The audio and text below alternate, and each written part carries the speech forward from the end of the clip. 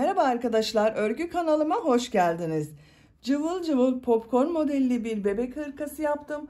Bugün bunun yapılışını sizlerle paylaşmak istiyorum.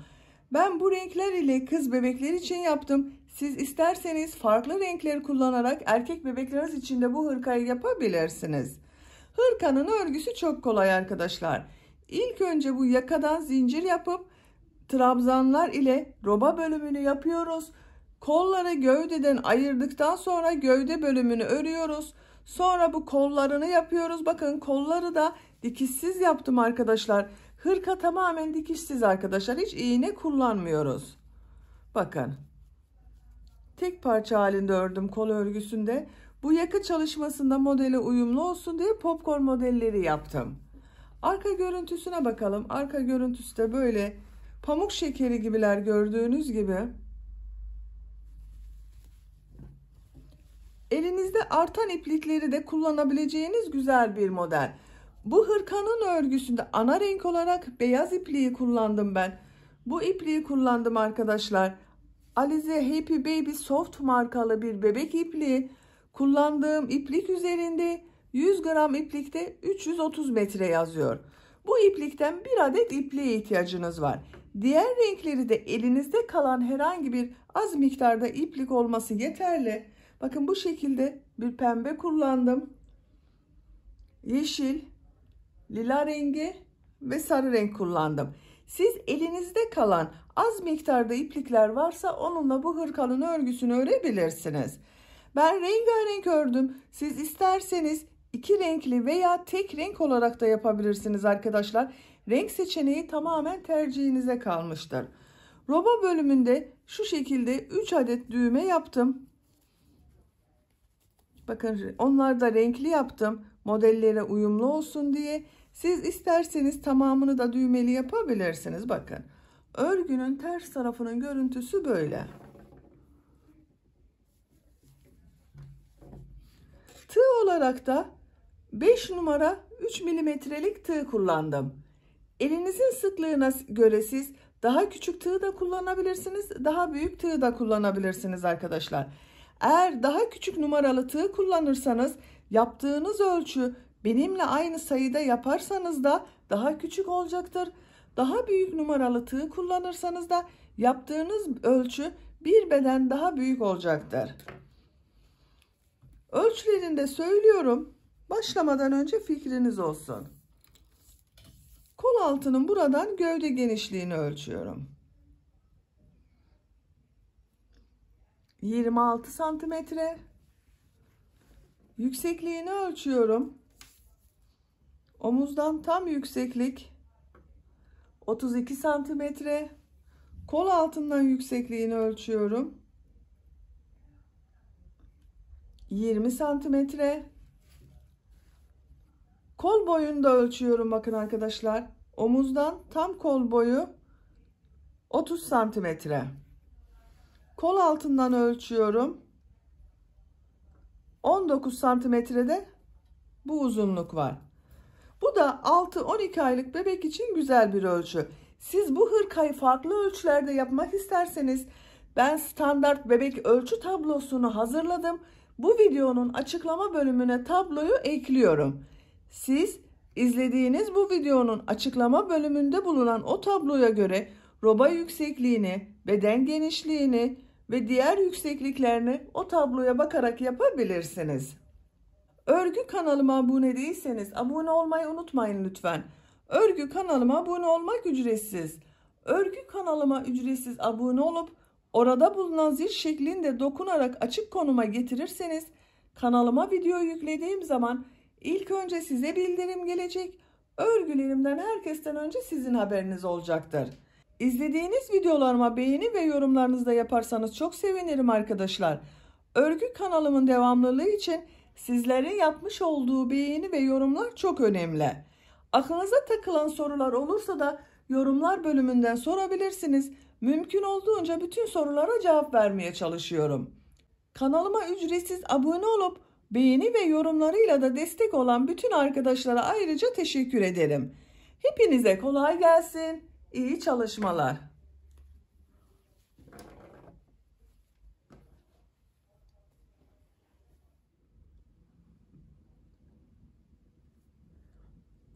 Örgüye yakadan zincir yaparak başlıyoruz. Zincir yapabilmek için ilk ilmeği ben bu şekilde yapıyorum. Size nasıl kolay geliyorsa ilk ilmeği öyle yapabilirsiniz. Ve zincirleri yapmaya başlıyorum. Çok sıkı zincirler yapmayalım arkadaşlar. Bu zincirler üzerine bir sonraki sırada trabzanlar yapacağız. 80 zincir yapıyorum.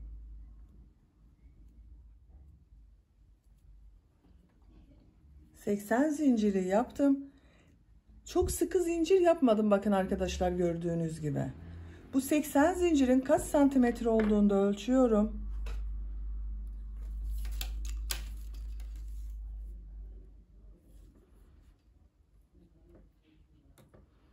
Ölçtüğüm zaman 32 santimetre uzunluk var. Benim yapacağım ölçü için yeterli. 3 zincirde dönüş için yapıyorum. 1, 2, 3. Tığın üzerine iplik alıyorum. 1, 2, 3 ilmek atlıyorum. 4. ilmek içine trabzan yapıyorum. Ön bölüm için 11 trabzan yapıyorum. Bu 3 ilmek atladığımda bir trabzan. 1, 2, 3, 4, 5, 6, 7, 8, 9, 10, 11. 1, 2, 3, 4, 5, 6, 7, 8, 9, 10, 11 trabzanı yaptım. 2 zincir yapıyorum. Yanında bulunan bakın ilmek içine, aynı ilmeği değil, yanında bulunan ilmek içerisine kol bölümü için ilk trabzanı yapıyorum. Kol bölümüne 18 trabzan yapacağız. 1, 2, 3, 4, 5, 6, 7, 8, 9, 10, 11, 12, 13, 14, 15, 16, 17, 18. Kol bölümü için 18 trabzan yaptım. 2 zincir yapıyorum. Arka bölüm için yanında bulunan ilmeğe ilk trabzanı yapıyorum. Arka bölüm için 22 trabzan yapıyorum. 1, 2, 3, 4, 5, 6, biraz hızlı yapıyorum arkadaşlar bu arayı. 7, 8, 9, 10, 11, 12, 13, 14, 15, 16, 17, 18, 19, 20, 21, 22. Arka bölüm için 22 trabzan yaptım. 2 zincir yapıyorum. Kol bölümü için 18 trabzan yapıyorum. Bu kolda 18 trabzan yaptık. Buraya da 18 trabzan yapıyorum. 18 trabzanı yapalım. 18 trabzanı yaptım. 2 zincir yapıyorum. Ön bölüm için 11 trabzan yapıyorum. 1 2 3 4 5 6 7 8 9 10 11 11 trabzanı yaptım. Yakanın ayrımlarında yaptık bu sırada arkadaşlar. Bu sırada ön bölümler için 11 trabzan, kol bölümleri için 18 trabzan, arka bölüm için de 22 trabzan yaptık. İkinci sıradayız. İkinci sırada bu 2 zincir yaptığımız yerlerde 1 trabzan, 2 zincir, 1 trabzan şeklinde arttırmalar yapacağız. Bir zincir yapıyorum, örgüyü çeviriyorum. İlk ilmek üzerine trabzan yapıyorum. Diğer ilmekleri de trabzan yaparak devam ediyorum.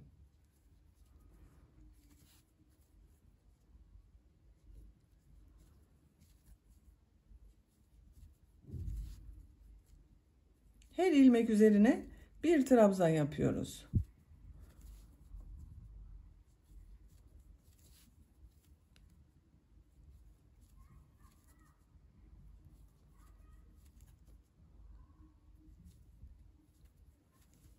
Bakın 2 zincir yaptığım yere geldim. Buraya bir trabzan, 2 zincir, bir trabzan yapıyorum.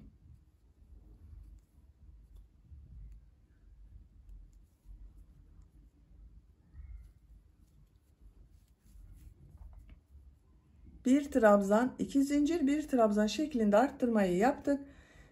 Diğer ilmekleri trabzan yaparak devam ediyorum. Arttırma yapacağımız buraya kadar devam edelim. Arttırma yapacağımız yere kadar trabzanları yaptım. Bu arttırma yerine de bir trabzan, 2 zincir, bir trabzan yapıyorum.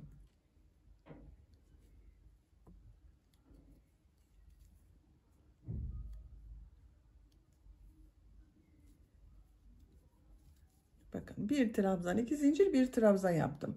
Bu bir trabzanın birisi kol bölümü için, bir diğeri arka bölüm için oldu. Diğer ilmekleri trabzan yaparak devam ediyorum. Arttırma yapacağımız buraya kadar devam edelim. Arttırma yapacağımız yere kadar trabzanları tamamladım. Bu arttırma yerine bir trabzan, 2 zincir, bir trabzan yapıyorum. Bir trabzan, 2 zincir, bir trabzan. Kol bölümünde bulunan ilmekleri trabzan yaparak devam ediyorum. Arttırma yapacağımız buraya kadar devam edelim. Arttırma yapacağımız yere kadar bakın trabzanları tamamladım. Bu arttırma yerine de bir trabzan, 2 zincir, bir trabzan yapıyorum.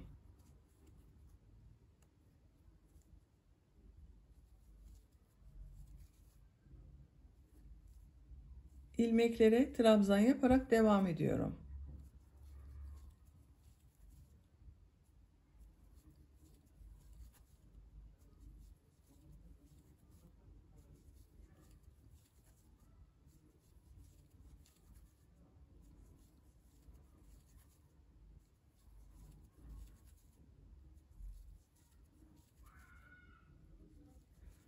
Sıra sonunda bulunan bakın bu 3 ilmek atlayarak bir trabzan yapmıştım. Bunun bu son ilmeğin üzerine tığ takıyorum. Bir trabzan yapıyorum. İkinci sırada arttırmaları da yaptık arkadaşlar. Bakın bu şekilde bu 4 noktadan bir trabzan, 2 zincir, bir trabzan şeklinde arttırmalar yaptık. Üçüncü sıradayız. Bir zincir yapıyorum, örgüyü çeviriyorum. İlk ilmek üzerine trabzan yapıyorum. Diğer ilmekleri de trabzan yaparak devam ediyorum. Her ilmek üzerine bir trabzan yapıyorum.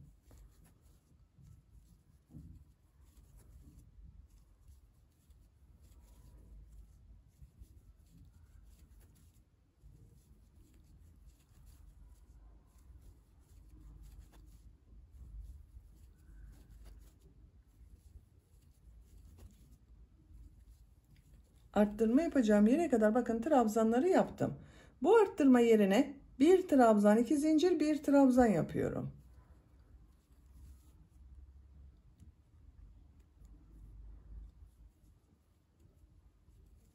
Bir trabzan, 2 zincir, bir trabzan yaptım. Diğer ilmeklere trabzan yaparak devam ediyorum. Bakın arttırma yerine bir trabzan, 2 zincir, bir trabzan yapıyoruz. 11 trabzan ile başladık. İkinci sırada 12 trabzan oldu. Üçüncü sırada 13 trabzan oldu. Sayalım isterseniz bakın. 1, 2, 3, 4, 5, 6, 7, 8, 9, 10, 11, 12, 13. Her sırada bir trabzan artıyor arkadaşlar. Bu şekilde arttırmalar yaparak sıra sonuna kadar devam edelim. Bu arttırma yerlerinde bir trabzan, 2 zincir, bir trabzan şeklinde arttırmalar yapıyoruz. Diğer ilmeklere birer defa trabzan yapıyoruz.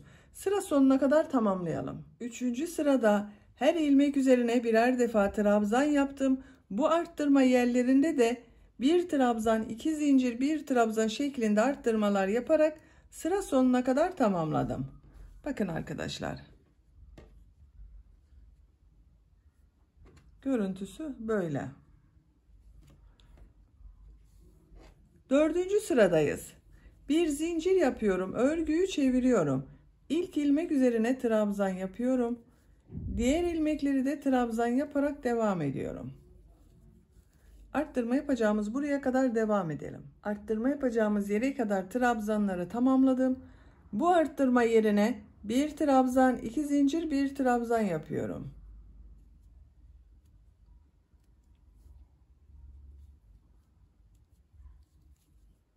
Bir trabzan, 2 zincir, bir trabzan yaptım. Diğer ilmekleri trabzan yaparak devam ediyorum. Bakın. Robanın örgüsü artık bu şekilde devam edecek. Bu 4 noktadan arttırmalar yaparak sıra sonuna kadar devam edelim. Bir zincir yapıp geriye dönelim. Arttırmalar yaparak robanın örgüsüne devam edelim. Bakın. Şöyle. Katladığımız zaman görüntüsü böyle görünüyor. Yaka görüntüsü böyle oluyor. Yapacak olduğunuz bebeğinizin büyüklüğüne göre bu 4 noktadan bir trabzan, 2 zincir, bir trabzan şeklinde arttırmalar yapalım. Diğer ilmeklere de birer defa trabzan yaparak robanın yüksekliğini tamamlayalım. Yakadan başladığım roba örgüsünü 11 sıra olarak tamamladım. Sayıyorum. 1, 2, 3, 4, 5, 6, 7, 8, 9, 10, 11. Santimetre olarak da ölçüyorum. Bakın bu şekilde ölçüyorum. 10 santimetre yükseklik var. Benim yapacağım ölçü için bu yeterli. Siz daha büyük bebek için yapıyorsanız bir sıra daha roba yaparsanız iyi olacak arkadaşlar. 12. sırada kolları gövdeden ayıracağız. Örgümüzü gövdenin örgüsüyle devam edeceğiz.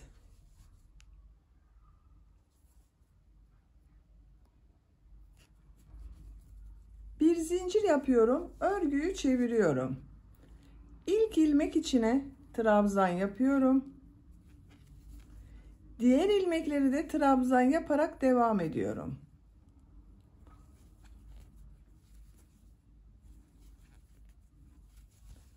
Arttırma yerine kadar devam edelim.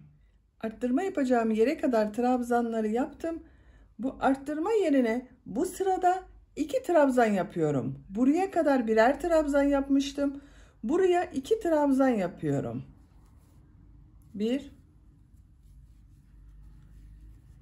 2, 3 zincir yapıyorum. Kolda bulunan bütün ilmekleri atlıyorum.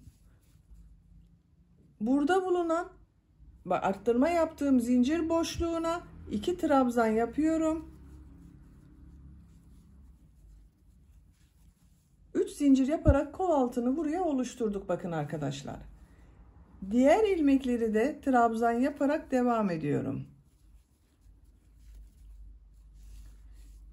Arttırma yerine kadar devam edelim. Arttırma yapacağım yere kadar trabzanları yaptım. Bu 2 zincirin içine 2 trabzan yapıyorum.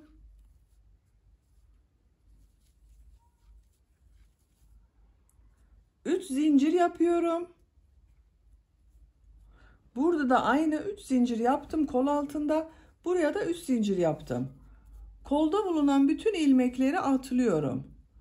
Bu arttırma yerine 2 trabzan yapıyorum.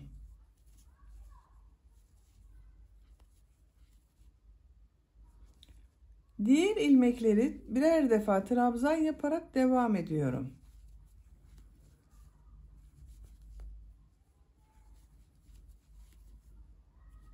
Sıra sonuna kadar devam edelim. Sıra sonuna kadar trabzanları tamamladım. Görüntü olarak bakın böyle oldu. Bu sırada kol ile gövdeyi birbirinden ayırdık. Ön ve arka bölümü birleştirdik arkadaşlar. Bakın tek parça haline getirdik. Kollar boş kaldı.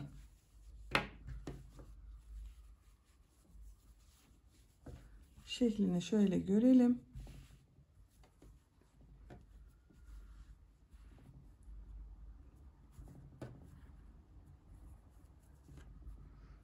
Bakın bu şekilde. Roba bölümünde buraya kadar 12 sıra olarak yaptım arkadaşlar. Her sırada birer trabzan arttırması yaptım. Bu son sırada 2 trabzan arttırması yaptım.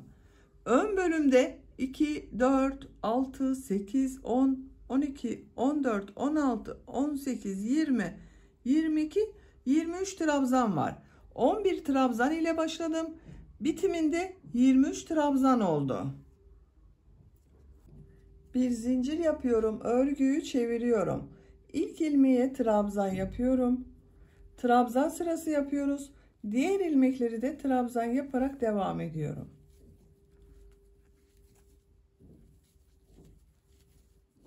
Üç zincir yaptığımız buraya kadar devam edelim. Ön bölümde bulunan ilmekler üzerine trabzanlar yaparak 3 zincir yaptığım yere geldim. Burada 3 zincir yaptım. Her zincir içine 2 trabzan yapıyorum. 1, aynı zincirin içine bir trabzan daha yaptım. İkinci zincirin içine de 2 trabzan yapıyorum. 1, 2, üçüncü zincirin içine de 2 trabzan yapıyorum. 1, 2, 3 zincir yaptım. 6 trabzan oldu bakın burada.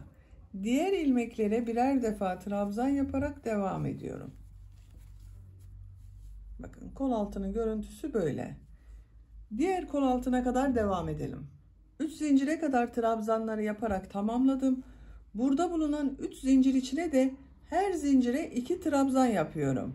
İlk zincirin içine 2 trabzan yapıyorum. 1, 2, ikinci zincirin içine 2 trabzan yapıyorum. 1,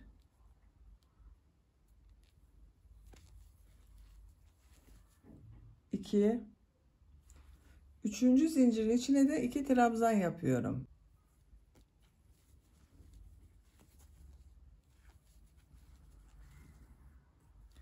Bakın kol altında 6 trabzan yaptım.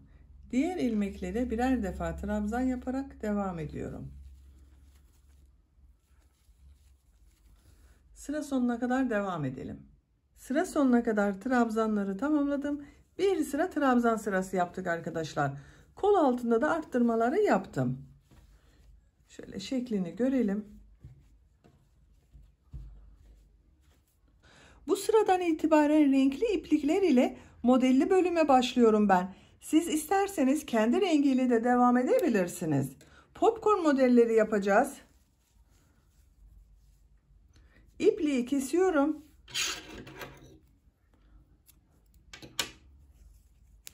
Bakın burası örgünün düz tarafı. Modeli örgünün ters tarafından yapacağız arkadaşlar.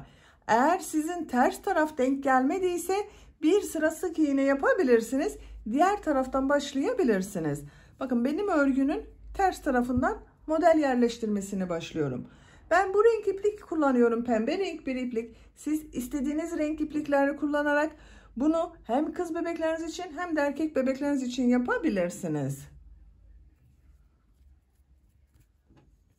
Bu son ilmekten pembe renk iplik ile bir ilmek yapıyorum. Kestiğim ipliği de içeride tutuyorum bakın. Bir zincir yapıyorum. İlk ilmeğe bir sık iğne yapıyorum. Sık iğne sırası yapacağız. Sık iğneleri yaparken de modelleri yapacağız. İkinci ilmek içine 5 trabzan yapıyorum. Ama çıkarmıyorum. Tığın üzerinde 5 trabzanı topluyorum. Trabzan yapıyor gibi bakın ilmek aldım. İlmek alıyorum. Bir defa çekiyorum. Bekletiyorum. Tığın üzerinde 2 ilmek var. Tekrar tığın üzerine iplik alıyorum. Trabzan yapıyor gibi yaptım. Çektim. İlmek alıyorum. 2 ilmekten çıkardım. Üçüncüyü çıkarmıyorum bakın. Tekrar tığın üzerine iplik doluyorum. Bir defa çektim. 2 ilmekten çıkarıyorum. 5 defa yapacağız. 3 yaptık. 4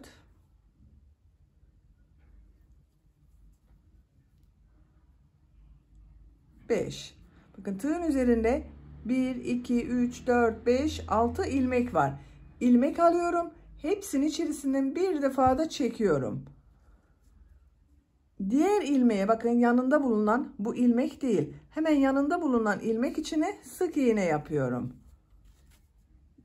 Diğer ilmeğe de sık iğne yaparak devam ediyorum. Bakın örgünün düz tarafından görüntüsü böyle. Arada 5 sık iğne yapacağız. 6. ilmeğe tekrar model yapacağız. 1 2 sık iğne yaptım. 3 iplikleri de içeride tutabiliyorum bakın.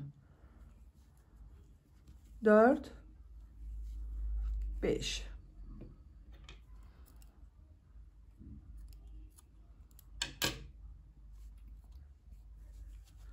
Tığın üzerine iplik alıyorum. 5 defa trabzan toplaması yapıyorum burada bakın. Yavaş yapıyorum. Elimi takip ederseniz daha iyi anlaşılır. 1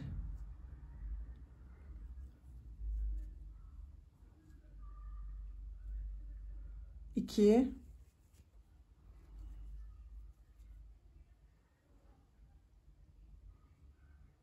3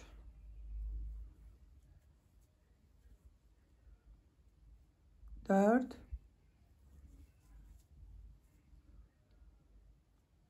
5 Tığın üzerinde 6 ilmek var. 5 defa topladık.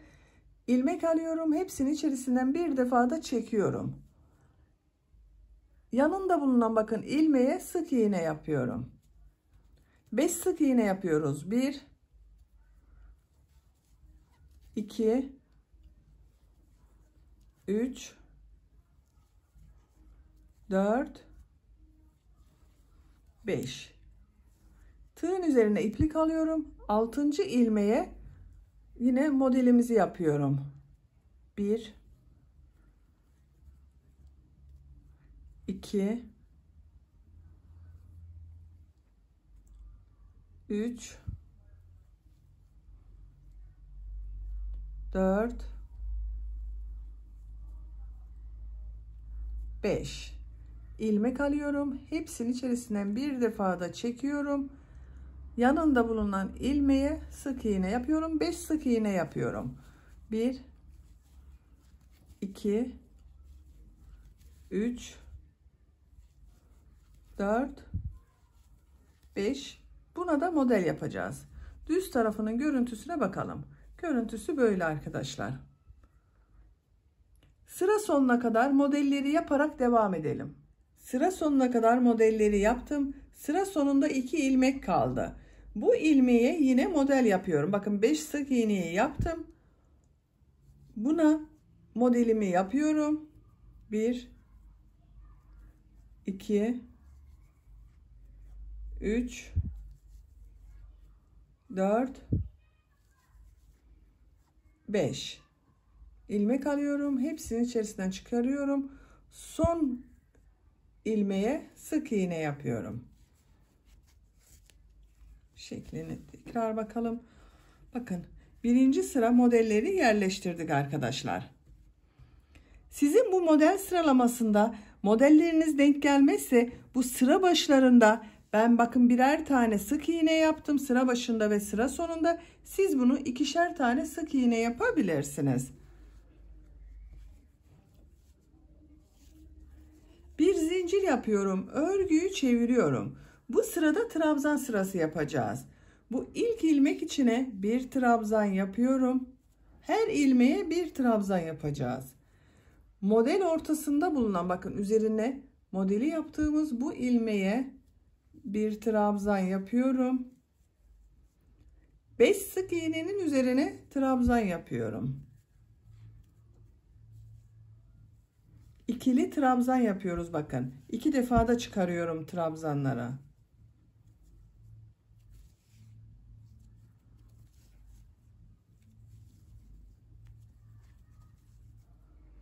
Burada bakın sık iğnenin üzerine trabzan yaptım. Modelin üzerine bir trabzan yapıyorum. Diğer 5 sık iğnenin üzerine de trabzan yapıyorum.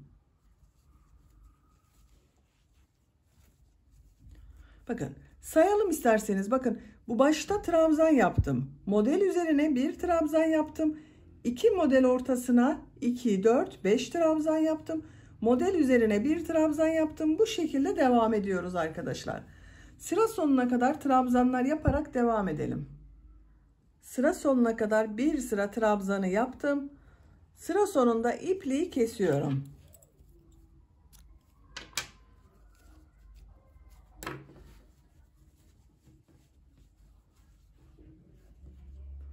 Bakın arkadaşlar. Pembe renkten sonra ben bu renk iplik kullanıyorum. Siz tercihinize göre istediğiniz ipliği kullanabilirsiniz. Bu model kalan iplerinizde kullanmak için güzel bir model arkadaşlar. Yine model sırasındayız.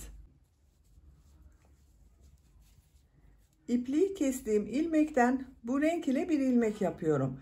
Siz tek renk yapıyorsanız bu iplikleri kesmeyeceksiniz arkadaşlar. Aynı iplik ile örgülere devam edeceksiniz. Bir zincir yaptım, sağlamlaştırdım. Bu ilmeğe sık iğne yapıyorum. 4 tane sık iğne yapıyorum. 1 2 3 4. Bu 5. ilmeğe model yapıyorum. Modeli bu sırada bu 5, bakın arada 5 ilmek vardı. Bunun ortasında bulunan ilmeğe model yapıyoruz arkadaşlar. 2 model ortasına denk gelen ilmek üzerine model yapıyoruz. Siz bu sıra başında ve sıra sonunda ilmek sayınız daha fazlaysa ona göre ayarlama yapabilirsiniz. Bu başta 5 sık iğne yapabilirsiniz, 6 sık iğne yapabilirsiniz. Bu 2 model ortasından modeli başlayacağız. Tığın üzerine iplik alıyorum. Popcorn modelini yapıyorum. 1 2 3 4 5 ilmek alıyorum. Hepsinin içerisinden bir defa da çekiyorum. Takip eden 5 ilmeğe sık iğne yapıyorum.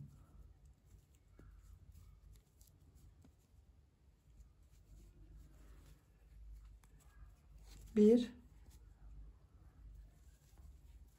2 3 4 5. Altıncıya model yapacağız. İpliği kesiyorum. İpliği de bakın arada tuttuğum için bu başlangıçta kestiğim ve bağladığım ipliğin uçları görünmüyor. Temiz bir görüntü elde ediyoruz arkadaşlar. Buna model yapıyorum. Popcorn modelini yapıyorum.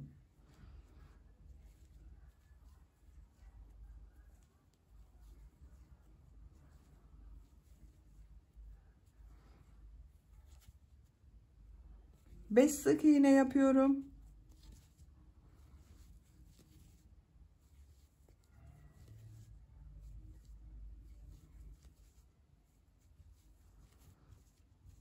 Modeli yapıyoruz bakın.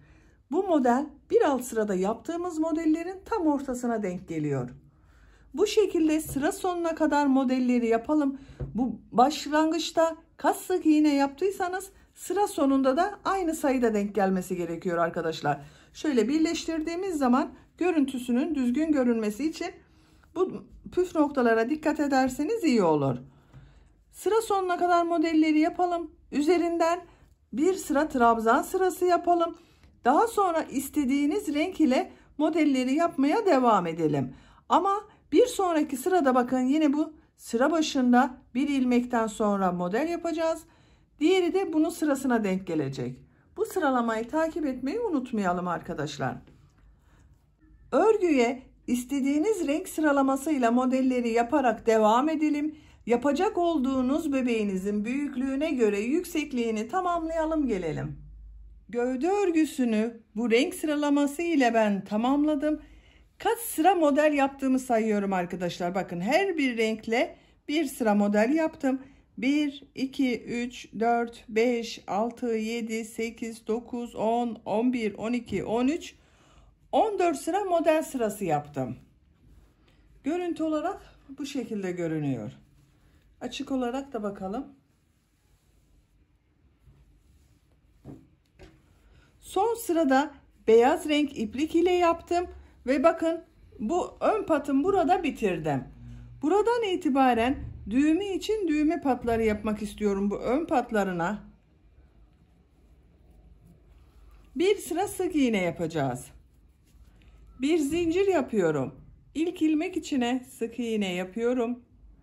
Bakın bu trabzan sırası var. Buraya 2 sık iğne yapıyorum. Bu bakın model yaptığımız sık iğne sırası vardı. Buraya bir sık iğne yapıyorum. Trabzan yaptığım sıraya 2 sık iğne yapıyorum. Model yaptığım sıraya bir sık iğne yapıyorum. Trabzan sırasına 2 sık iğne yapıyorum. Sık iğneler yapıyoruz. Yakanın bu başlangıç noktasına kadar devam edelim. Yaka başlangıcına kadar sık iğneleri tamamladım. Bir sıra sık iğne oldu bakın arkadaşlar. İkinci sırada yine sık iğneler yapacağız.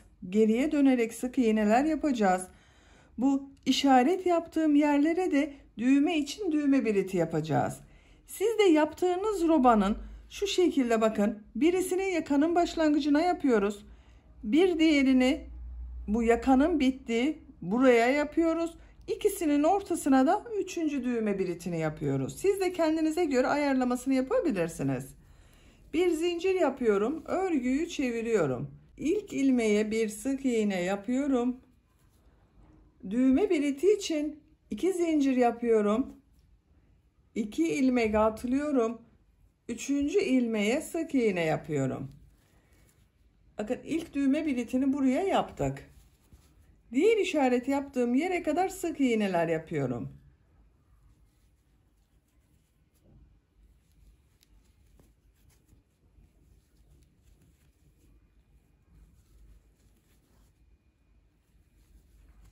İşaret yaptığım yere kadar bakın sık iğneleri yaptım.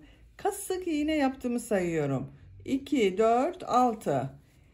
Düğme biriti için 2 zincir yapıyorum. 2 ilmek atlıyorum. Üçüncü ilmeğe sık iğne yapıyorum. Bu bakın 2 düğme biriti arasında kaç sık iğne yaptıysanız ikinci ve üçüncü düğme biriti arasında da aynı sayıda sık iğne yapmanız gerekir arkadaşlar. Görüntü olarak güzel görünmez yoksa. 1 yaptım. 2 3 4 5 şu işareti çıkarıyorum. 6 sık iğne de buraya yaptım. 2 zincir yapıyorum. 2 ilmek atlıyorum. Üçüncü ilmeğe sık iğne yapıyorum. 1 2 3 düğme biriti yaptık. Diğer ilmekleri sık iğneler yaparak devam ediyorum.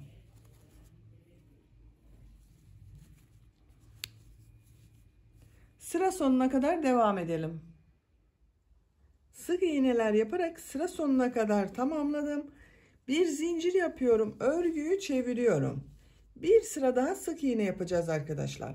İlk ilmek üzerine sık iğne yapıyorum. Diğer ilmekleri de sık iğne yaparak devam ediyorum.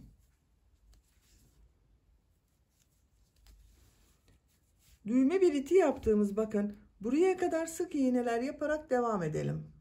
Düğme biriti için yaptığım 2 zincire kadar sık iğneleri yaptım. Bu 2 zincirin üzerine 2 sık iğne yapıyorum. 1 2, diğer ilmekleri sık iğne yaparak devam ediyorum.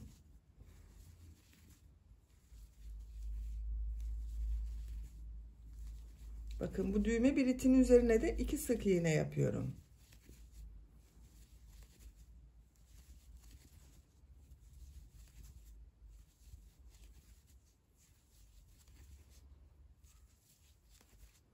Bu düğme biritinin üzerine de 2 sık iğne yapıyorum. Son ilmeğe sık iğne yapıyorum. İpliği kesiyorum arkadaşlar. Bakın 3. sırada sık iğne yaptık. İpliği kesiyorum.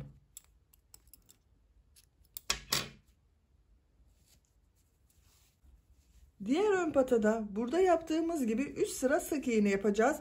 Buraya düğme biriti yapmıyoruz. Düz sık iğneler yapıyoruz arkadaşlar. Yaka başlangıcından başlıyorum. Bakın burada bulunan ilmekten bir ilmek yapıyorum. Bir zincir yaptım, sağlamlaştırdım. Aynı ilmek içine sık iğne yapıyorum. Sık iğne yapıyorum.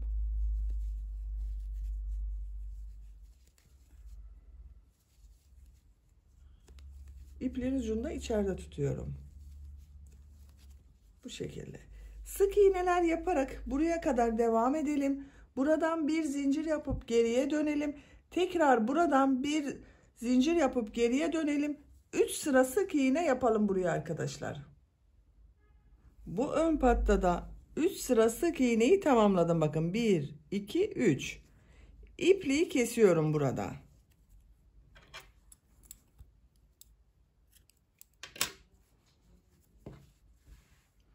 Bakın arkadaşlar, 2 ön patı yaptık. Şimdi bunun çevresinden pembe renk ile sık iğne ve pıtırcık modellerinden oluşan bir sıra yapmak istiyorum. Etek ucundan başlayalım. Bu ipliği kestiğim ilmekten buradan pembe renk ile bir ilmek yapıyorum. Bir zincir yaptım, sağlamlaştırdım. 2 zincir yapıyorum. Aynı ilmek içine sık iğne yapıyorum. Pıtırcık modelleri yapıyoruz arkadaşlar. Bir ilmek atlıyorum. İkinci ilmek içine bir sık iğne, 2 zincir, bir sık iğne yapıyorum. Bir ilmek atlıyorum. İkinci ilmek içine bir sık iğne, 2 zincir, bir sık iğne yapıyorum.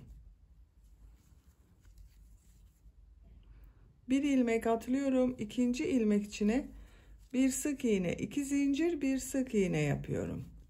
Bu şekilde bakın pıtırcık modelleri yapıyoruz. Diğer uç noktaya kadar devam edelim.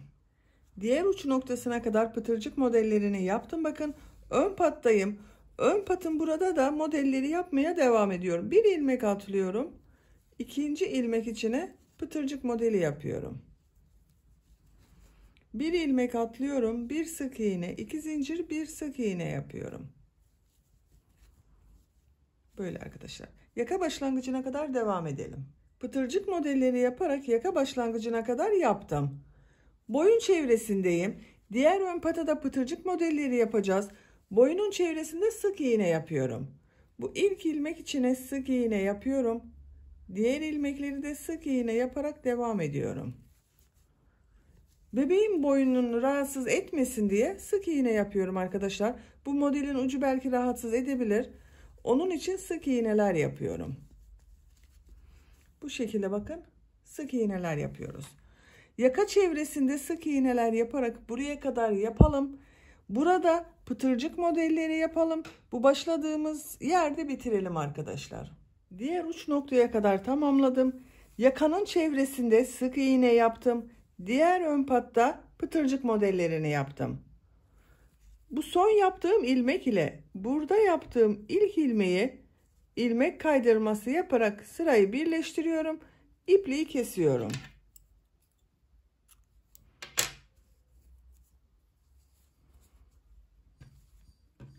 Bakın arkadaşlar, çok güzel oldu böyle. Şimdi bir de yakasını yapalım. Yaka çalışması yapacağız. Şöyle başlıyorum bakın. Buradan ön patı başladığım bu ilmekten pembe renk iplik ile bir ilmek yapıyorum. Bir zincir yaptım, sağlamlaştırdım. Tığın üzerine iplik alıyorum. Aynı ilmek içine yarım trabzan yapıyorum. Trabzan yapıyor gibi bakın aldım. Hepsinin içinden bir defa da çekiyorum. Bakın ilmekleri şu şekilde alıyoruz arkadaşlar. Bak şurada görünen şu ilmeğe tığ takıyorum. Yarım trabzan yapıyorum. Bir defa da çekiyorum. İki defa da çıkarmıyorum. Tığın üzerine iplik alıyorum. Bu yaka başlangıcında zincir yapmıştım. Bak şu pembe sık iğne yaptım. Burada bir tane beyaz ilmek görünüyor. Bu ilmeğe yarım trabzan yapıyorum.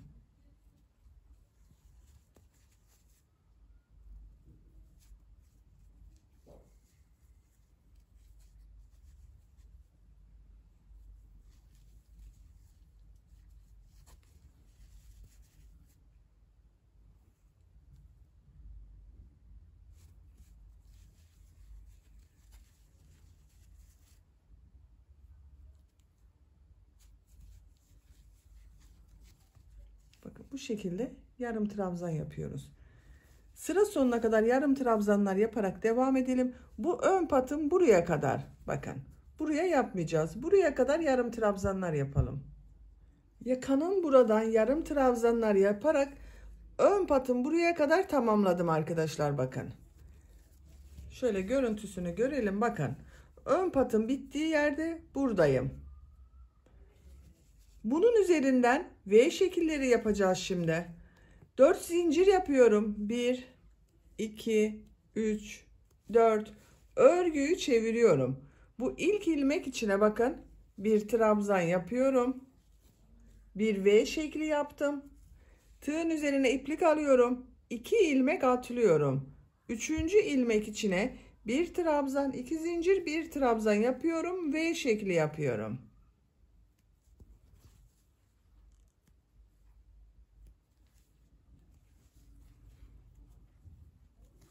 V şeklini yaptım. Tekrar tığın üzerine iplik alıyorum. 2 ilmek atlıyorum. 3. ilmeğe bir trabzan, 2 zincir, bir trabzan yapıyorum.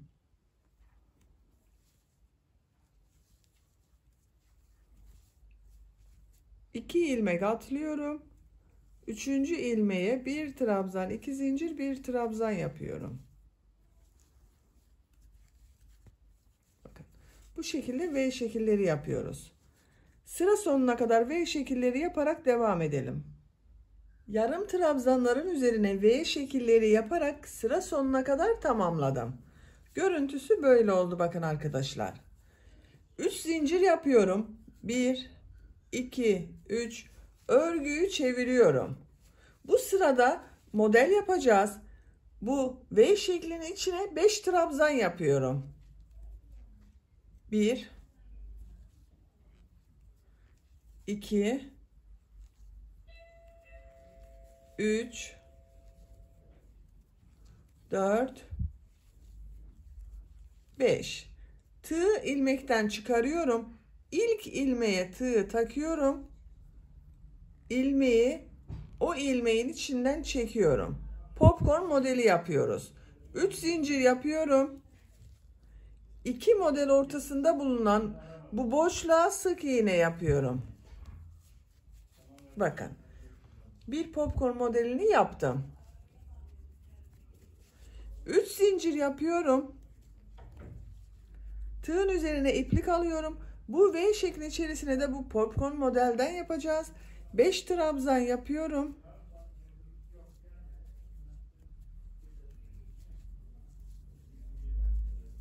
Üç, 4,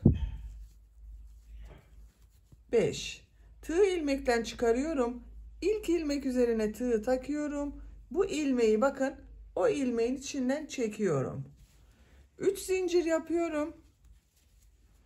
2 model ortasında bulunan bakın bu boşluğa sık iğne yapıyorum. 3 zincir yapıyorum. V şekli içine 5 trabzan yapıyorum. 1, 2, 3, 4, 5. Tığ ilmekten çıkarıyorum. İlk ilmek içine tığı takıyorum bakın. Bu çıkardığım ilmeği içinden çekiyorum. 3 zincir yapıyorum. 2 model ortasında bulunan boşluğa sık iğne yapıyorum. Bu şekilde popcorn modelleri yapıyoruz. V şekillerin içerisine modelleri yaparak sıra sonuna kadar devam edelim. V şekillerin içerisine popcorn modelleri yaparak bakın sıra sonuna kadar tamamladım. Son V şekli içerisine de bir popcorn modeli yaptım. İpliği burada kesiyorum arkadaşlar.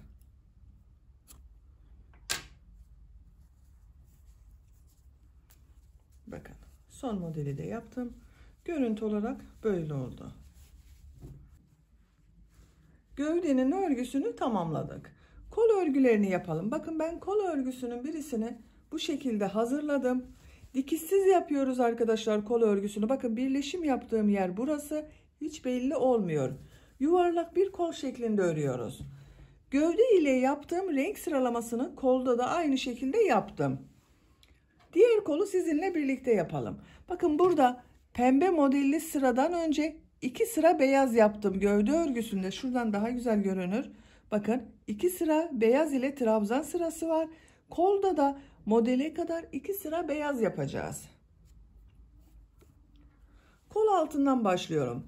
Örgünün gelişine bakıyorum. Bakın bu şekilde devam ettim. Onun için örgüyü ters çeviriyorum. Kol altında bulunan bakın ortada bulunan ilmekten ipliği bir defa bağlıyorum.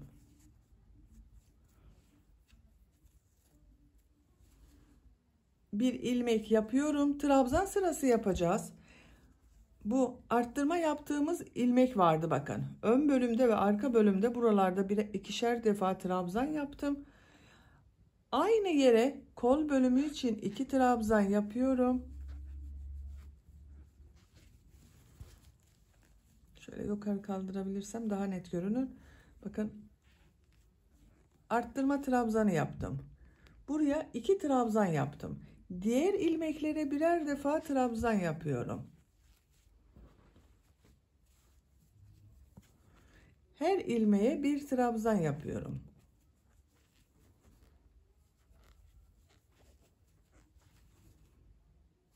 Trabzanlar yaparak buraya kadar devam edelim. Trabzanlar yaparak bakın buraya kadar tamamladım.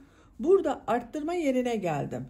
Arka bölümde bu arttırma yerine bakın 2 trabzan yaptım. Kol bölümü için de buraya 2 trabzan yapıyorum. 1, 2.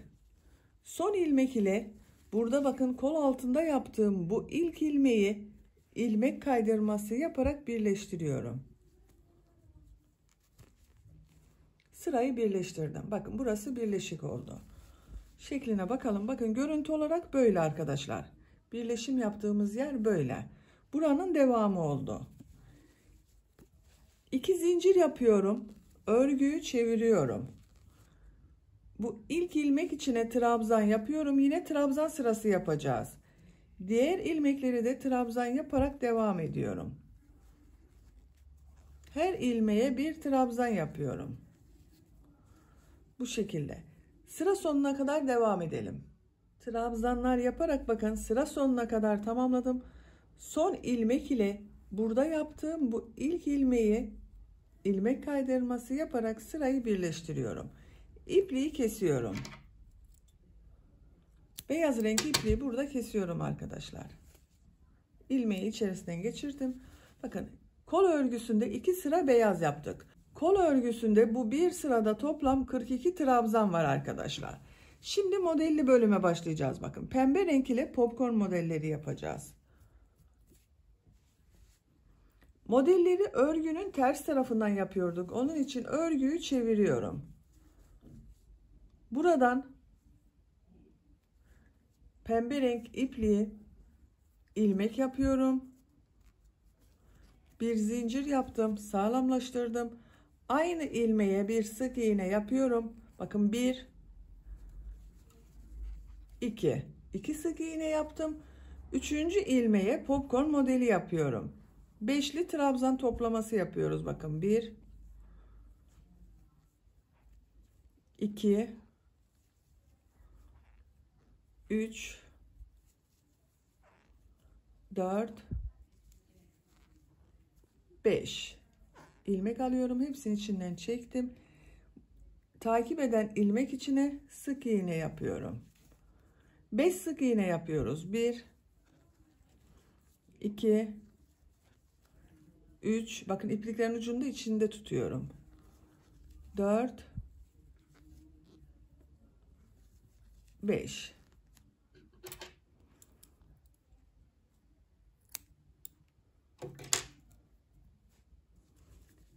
6. ilmek içine model yapıyorum. 1 beşli trabzan toplaması yapıyoruz. 2 3 4 5 ilmek alıyorum. Takip eden ilmek içine sık iğne yapıyorum. 5 sık iğne yapıyoruz. Bir model yerleştiriyoruz arkadaşlar. Bakın bu şekilde. 5 sık iğne bir model yapıyoruz. Gövdede yaptığımız gibi sıra sonuna kadar devam edelim. Popcorn modelleri yaparak sıra sonuna kadar tamamladım. Sıra sonunda bakın modelden sonra 1 2 3 sık iğne oldu. Sıra başında 2 sık iğne yaptım. Burada da 3 toplamı 5 sık iğne oldu. Son ilmek ile ilk ilmeği ilmek kaydırması yaparak sırayı birleştiriyorum. Bir zincir yapıyorum. Örgüyü çeviriyorum. Bakın bu iki popcorn modeli arasında da 5 sık iğne oldu arkadaşlar. Trabzan sırası yapacağız. Bu ilk ilmek içine bir trabzan yapıyorum. Diğer ilmekleri de trabzan yaparak devam ediyorum. Bakın model üzerine de bir trabzan yapıyorum.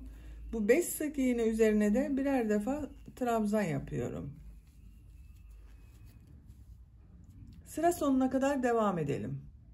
Trabzan sırası yaparak sıra sonuna kadar tamamladım.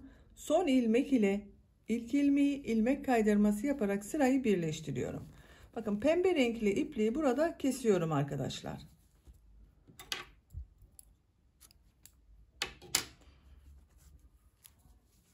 Bakın pembe renkli sırayı burada bitirdik. Bu bir sırada yine 42 trabzan var. Bu renk sıralamasıyla yapacağımı söylemiştim arkadaşlar. Şimdi bu yeşil renkli iplik ile modelleri yapıyorum. Örgünün ters tarafından başlıyorum.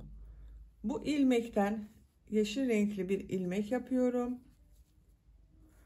Bir zincir yaptım, sağlamlaştırdım. Aynı ilmek içine sık iğne yapıyorum. Bu iki model ortasına modeli yapıyoruz. Şöyle sayarsanız daha iyi olur arkadaşlar. Bakın bu ortada kalacak. 1 2 buna modeli yapacağız. Oraya kadar 5 sık iğne yapıyorum. 1 2 3 4 5 bu 6. ilmek içine model yapıyorum.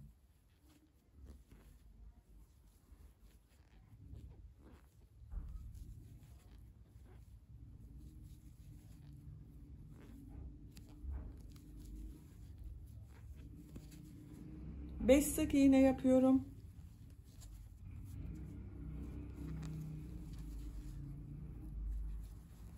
3 4 5 ipliği keselim.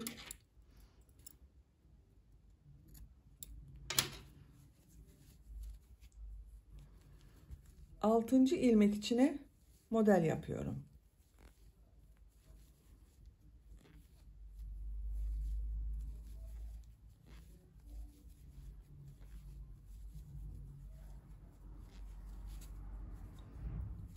takip eden 5 ilmek içine sık iğne yapıyorum. Model yerleştirirken bakın arkadaşlar, bu iki model ortasında bulunan, bakın şuraya şöyle bakın, daha iyi görünür. Bu model üzerinde yaptığım trabzan. 1-2 trabzan sonra ortada bulunan trabzan üzerine model yaptım. Buradan sonra da bakın 1-2 trabzan var. Bu trabzana kadar. 2 model ortasında olan trabzanın üzerine model yapacağız. Buna dikkat ederseniz modeli kaydırmamış olursunuz. Sıra sonuna kadar modelleri yapalım. İlmek kaydırması yaparak birleştirelim. Üzerinden düz taraftan trabzan sırası yapalım. Diğer renkleri tercihinize göre, siz hangi renkleri yaptıysanız o renkler ile kolun örgüsünü tamamlayalım, gelelim. Bu kol ucunu yine sizinle birlikte yaparız. Kolun örgüsü gövde örgüsünden bir model sırası eksik yapıyorum ben arkadaşlar. Siz isterseniz gövde ile aynı uzunlukta da yapabilirsiniz. Daha kısa da yapabilirsiniz. Kolun örgüsünü tamamlayalım, gelelim. Kolun örgüsünü modelleri yaparak bakın ben tamamladım arkadaşlar. Kaç sıra model yaptığımı sayıyorum. Pembe renkli iplik ile modellere başladım. Model sırasını sayıyorum. 1, 2, 3, 4, 5, 6, 7, 8, 9, 10, 11, 12, 13. 13 sıra model sırası var. Bakın en son sırada da trabzan sırasını yaptım. Burada bekletiyorum. Diğer kol ucunda da trabzan sırasından sonra bir düz bir ters boşluklardan alarak bakın trabzan yaptım. Bu görüntüyü elde ettim. Burada da aynısını yapacağız. Bilek bölümü biraz toplasın istiyorum. Onun için bir düz bir ters boşluklardan alarak trabzan yapacağız. 2 zincir yapıyorum. Bu ilk trabzan düz taraftan boşluktan alıyorum. Trabzan yapıyorum. İkinci trabzanı ters taraftan boşluktan alıyorum. Trabzan yapıyorum. Düz taraftan boşluktan alıyorum. Trabzan yapıyorum. Ters taraftan boşluktan alıyorum. Trabzan yapıyorum.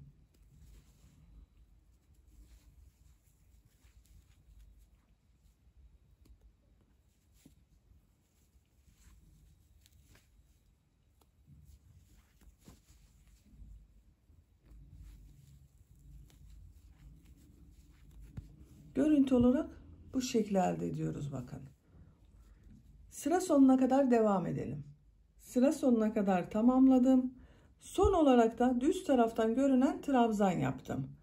Bu son ilmek ile ilk ilmeği ilmek kaydırması yaparak sırayı birleştiriyorum.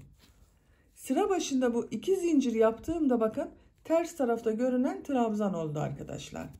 Görüntüsüne bakalım. Bu şekilde oldu bakın, kol ucu. Bileklik bölümü bu şekilde yaptığımızdan topladı biraz. İkinci sıradayız. 2 zincir yapıyorum. Bu sırada bu trabzanları nasıl görüyorsan o şekilde boşluktan alarak trabzan yapıyorum. Düz tarafta görünüyor. Düz taraftan boşluktan alıp trabzan yapıyorum. Ters tarafta görünüyor. Ters taraftan boşluktan alıp trabzan yapıyorum. Düz tarafta görünüyor. Düz taraftan boşluktan alıp trabzan yapıyorum.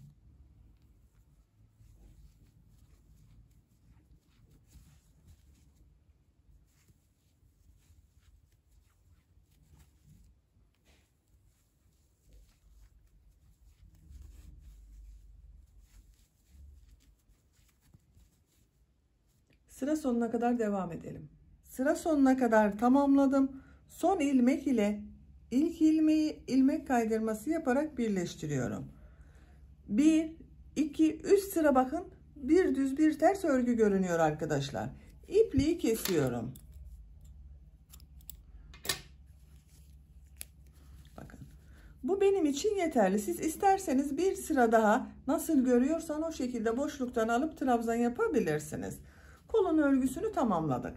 Ben diğer kol örgüsünü yapmıştım. Siz de bu kolu başladığımız gibi başlayıp aynı şekilde diğer kolun örgüsünü de yapabilirsiniz.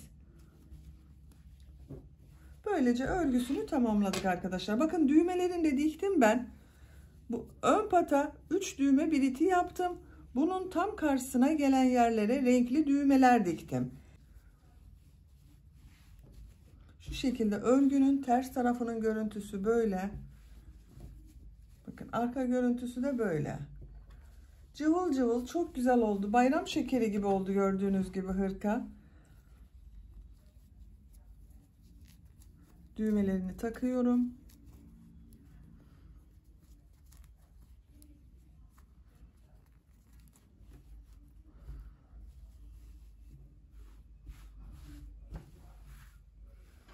Bakın çok şirin oldu.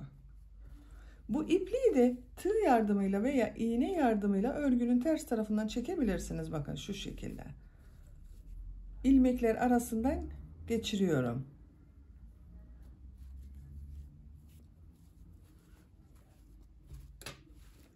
Hırkayı bitmiş olarak ölçüsünü söylüyorum size arkadaşlar. Kol altının buradan gövde genişliğini ölçüyorum. 26 santimetre. Yüksekliğini ölçüyorum. Kol altının buradan yükseklik 20 santimetre. Tam yüksekliğini ölçüyorum. 32 santimetre. Kol yüksekliğini ölçüyorum. Kol altının buradan yükseklik 19 santimetre. Buradan tam yüksekliğini ölçüyorum. 30 santimetre. Bu da 6-12 aylık bebek için çok güzel oldu arkadaşlar. Bebeğiniz çok kilolu olmazsa 2 yaşına kadar da çok rahat kullanılabilir bir hırka yaptık. Böylece bir örgü anlatımının da sonuna gelmiş oldum. Beni dinlediğiniz ve izlediğiniz için hepinize çok teşekkür ederim. Örgü kanalıma abone değilseniz abone olmayı unutmayın lütfen. Örgü kanalıma abone olmak ücretsiz. Örgü kanalıma ücretsiz abone olup orada bulunan zil şeklinde dokunarak açık konuma getirirseniz kanalıma video yüklediğim zaman ilk önce size bildirim gelecek.